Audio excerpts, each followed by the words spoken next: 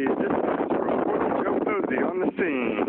What we got here, it's kind of hard to see. I don't want to get too close because we have police officers on the scene. But what we got going on here is somebody has wrecked into a power pole. I'm not sure if you can see it. Let me see if I can. Nope, I'm afraid that's as close as I'm going to be able to get.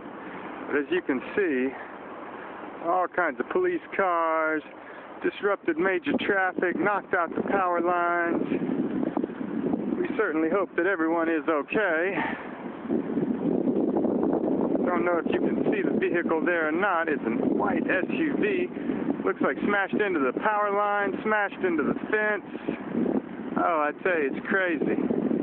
Got the chopper running around overhead, so somebody might be out on foot trying to get away. Anyways. Yeah, this is it. Right here to our right. Yeah, there's a white SUV crashed right into it. Yeah, man, I was doing my little reporter bit here.